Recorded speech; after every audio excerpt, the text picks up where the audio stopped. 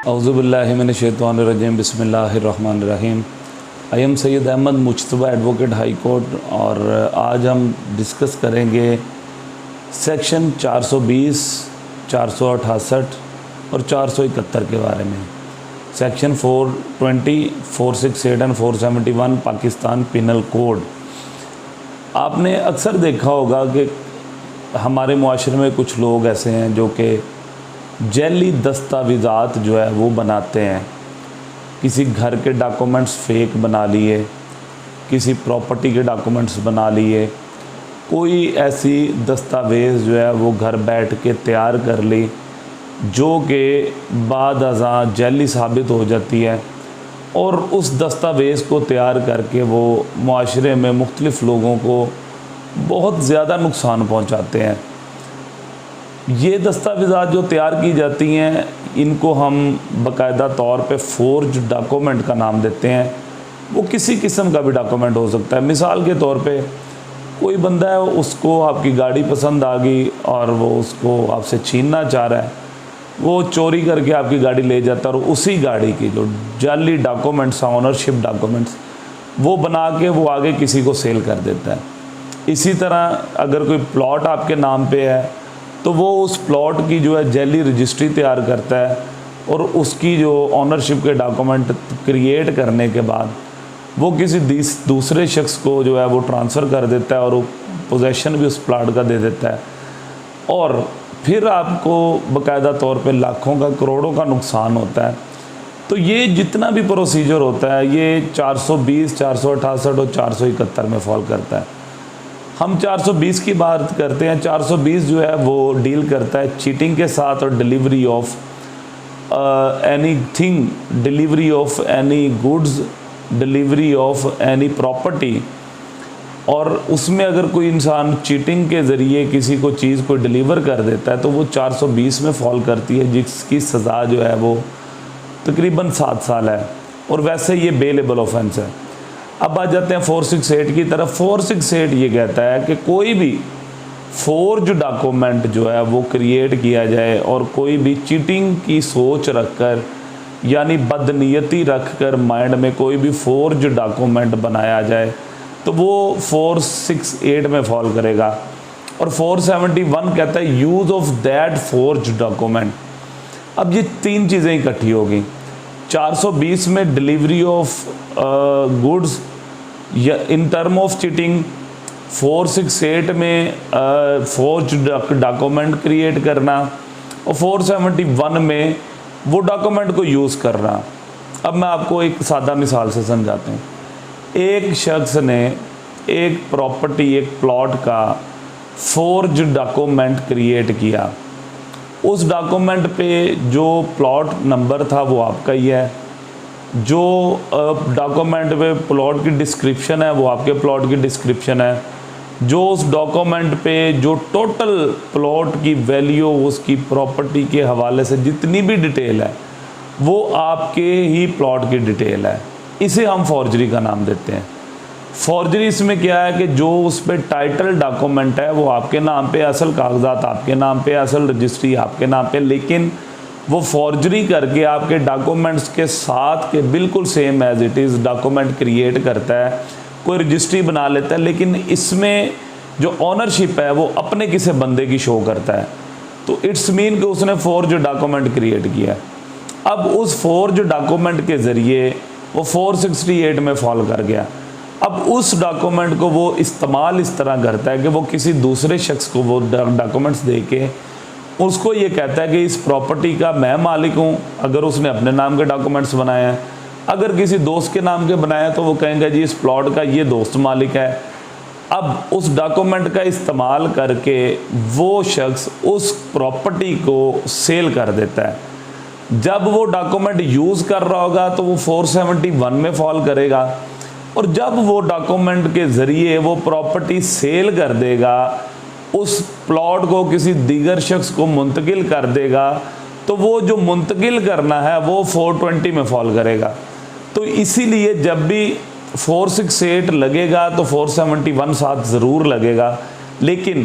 اگر 420 اکیلا ہے تو وہ 420 اکیلا لگ سکتا ہے، جب بھی اس تمام جرائم کا کمبینیشن میں آئے گا تو اس میں ہمارے مائنڈ میں ایک ہی چیز آئے گی. کوئی بھی ایف آئی آر ہوتی ہے جس میں 420 68 71 وہ 420 کے ساتھ ہی ہمیں 68 71 اکٹھا کہہ دیتے ہیں, لیکن اس سے مراد یہی ہوتا ہے 468 اینڈ 471. اب جب بھی ہمارے سامنے کوئی اس قسم کی ایف آئی آر آتی ہے تو ہمارے مائنڈ فوراً کلک کر جاتا ہے کہ اس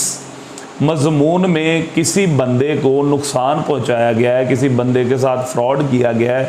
جو کہ فراڈ ڈاکومنٹس کی بنا پہ کیا گیا ہے. تو ہم اس کی طرف پھر باقاعدہ طور پہ ہم اس میں ایف آئی آر میں پڑھتے ہیں, پھر واقعی یہ چیز سامنے آتی ہے کہ کوئی نہ کوئی کسی بندے کو نقصان دیا گیا ہے اور اس میں یوز آف ڈاکومنٹس ہوا ہے, وہ زبانی کلامی نقصان نہیں دیا گیا ہے. اب ہم آ جاتے ہیں دوسری طرف. مثال کے طور پہ میں نے اپنی پراپرٹی ایک شخص کو فروخت کر دی. اب میں نے اس کو رجسٹری نہیں کروا کے دی, میں نے جسٹ ایک اسٹامپ کر کے دیا, اقرار نامہ معاہدہ بیع جسے کہتے ہیں, ایگریمنٹ ٹو سیل. اب اس پراپرٹی پہ میں نے اپنے جتنے بھی اختیارات تھے اس بندے کو ٹرانسفر کر دیے, اور اس میں ٹوکن منی لگا لیں یا بیع نامہ کی اماؤنٹ ہے,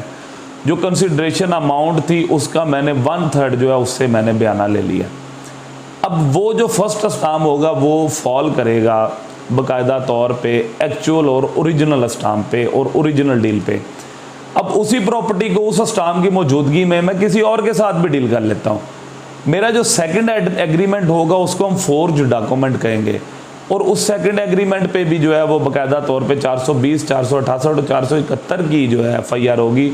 کیونکہ میں نے اس بندے کے ساتھ فراڈ کیا ہے جس بندے کو میں نے آلریڈی ایک ایگریمنٹ کر کے دیا ہے. میں اب دوسرے بندے کو یہ کہہ رہا ہوں کہ اس پراپرٹی کا انٹائر مالک میں ہوں, اس پراپرٹی کا باقاعدہ طور پہ اس پہ 2-4 شکیں لکھی جاتی ہیں کہ یہ جو پراپرٹی ہے میں نے کسی اور کو سیل نہیں کی, اس پراپرٹی کا میں نے کسی کو بیع نامہ کر کے نہیں دیا, اس پراپرٹی کا میں نے کسی کو ایگریمنٹ کر کے نہیں دیا. یہ جتنی بھی جھوٹی شکیں لکھی جائیں گی یہ فورجری کہلائے گا, اور اس ڈاکومنٹ کے اوپر بھی 420 468 اور 471 کی ایف آئی آر ہوگی. اس کے علاوہ جب بھی کبھی ڈگریز بنا لی جائیں جعلی, مثال کے طور پہ ایک بندہ جس نے میٹرک بھی نہیں کیا ہوا اور وہ جعلی ڈاکومنٹس بنا کے کسی اچھی جگہ جاب لگ جاتا ہے, تو وہ جتنی بھی ڈاکومنٹس اس نے کریٹ کیے ہیں وہ بھی 420 468 اور 471 میں فال کریں گے. اس کے علاوہ جتنے بھی پاکستان میں کہ کسی بھی ڈپارٹمنٹ میں کسی بھی اوریجنل ڈاکومنٹ کے اندر کوئی فورجری کی جاتی ہے, چاہے وہ 2-3 لفظ ہی جو اس میں چینج کیے جاتے ہیں اور اس کا کوئی نہ کوئی پرسن بینیفیشری ہے, تو وہ ہمیشہ 420 68 71 میں فال کریں گے. موسٹلی جو اس قسم کی ایف آئی آرز ہوتی ہیں وہ ڈبل ایگریمنٹ پہ ہوتی ہیں. اس کے علاوہ جو کسی بھی مثال کے طور پہ کسی ڈپارٹمنٹ میں کوئی بندہ کام کر رہا ہے اس کی جعلی ڈگریز کی بنا پہ ہو جاتی ہیں, ایگریمنٹ کے اوپر ایگریمنٹ کر کے, جیسے میں نے ڈبل ایگریمنٹ کا نام دیا آپ کو. اس کے علاوہ کرائے نامے پہ کرائے نامہ, وہ ایگریمنٹ چاہے وہ معاہدہ بیع کی صورت میں ہے, چاہے وہ گروی نامے کی صورت میں ہے, چاہے وہ کرائے داری کی صورت میں ہے, تو یہ جتنے بھی ایکسٹرا ایگریمنٹس ہوتے جائیں گے وہ فورجری کہلاتی جائے گی, کیونکہ ہم ایک ہی انسان کو کر کے دیتے ہیں اور وہ اوریجنل ایگریمنٹ ہوتا ہے. اس کے علاوہ مختلف جو ڈپارٹمنٹس ہیں اس میں اگر مثال کے طور پہ ہم ریونیو کی بات کریں تو کوئی انتقال کسی بندے کے نام پہ ہے, کوئی پراپرٹی ہے, تو فورجری کر کے کسی کا نام چینج کر دیں اور کسی دوسرے کو اس کا بینیفٹ ہو جائے, یا کوئی پٹواری اس ریکارڈ میں کوئی ہیر پھیر کر دے. یہ جتنی بھی ساری چیزیں ہیں یہ 420 68 71 میں اینی اوفینس اور crime which is related to the documents, تو وہ ہمیشہ 420 468 71 471 میں فال کرے گا. اور یہ جو 420 ہے یہ بیلیبل ہے, 468 جو ہے یہ اکیلا نان بیلیبل ہے, اور 471 یہ پھر بیلیبل ہے. یہ ہمیشہ کمبینیشن میں تینوں کرائمز آتے ہیں, اور موسٹلی یہ وائٹ کالر کرائمز ہیں, کیونکہ ہمارے جتنے بھی پاکستان میں جو بھی لوگ پڑھے لکھے ہیں یہ سمجھا جاتا ہے یہ پڑھا لکھا جرم ہے. اب اس کی میں آپ کو ایک چھوٹی سی مثال دے دیتا ہوں, یہ جو کہ میں نے 2017-18 کی بات ہے کہ میں نے اور میرے ایک دوست ہیں انہوں نے مل کے باقاعدہ طور پہ ایف آئی آرز کروائی تھی کہ ایک فیمیل تھی, اس نے اپنے سسر کا گھر جو کہ اس عورت کے نام بھی نہیں تھا, اس نے مختلف لوگوں کو تقریباً کوئی 100 سے 150 لوگوں کو گروی نامہ کر کے دیا ہوا تھا, اور ایک ہی پراپرٹی کا گروی نامہ کر کے وہ سب کو دی جا رہی تھی. اس میں جو سب سے پہلے جس کو گروی نامہ دیا تھا وہ صرف فرسٹ جو پرسن تھا وہ اوریجنل تھا اور ایکچول تھا. اس کے علاوہ اس نے جتنے بندوں کو بھی گروے نامے کر کے دیے اور اس نے جو ایگریمنٹ کر کے دیا اور اس ایگریمنٹ میں جو لینگویج لکھی گئی، جو ورڈز لکھے گئے، وہ سارے کے سارے جھوٹ میں مبنی تھے۔ یعنی کہ اس نے کہا کہ جی یہ مکان میں نے کسی کو نہیں دیا ہوا، یہ میں نے فلاں بندے کو دے دیا ہے، اور اس سے میں نے اس جھوٹ بول کے اس ایگریمنٹ کو کرنے کے ساتھ میں نے ان سے کوئی 15 سے 20 لاکھ روپے بھی اس عورت نے لیے۔ تو یہ جو اس نے جھوٹی سٹوری بنائی اس ایگریمنٹ میں، یہ بھی فورجری کے ہی زمرے میں آتا ہے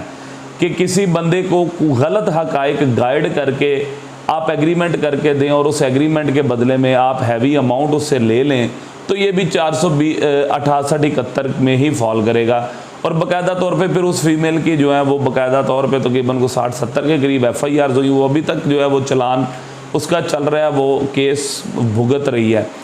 تو کوئی بھی ایگریمنٹ جس میں باقاعدہ طور پہ آپ نے کوئی ہاتھوں سے فورجری کی ہو، یعنی کہ نام کو مٹا کے لکھنا یا نام کو ڈبل کر کے لکھنا یا کسی قسم کی بھی فورجری، وہ بھی 468 میں فال کرے گی۔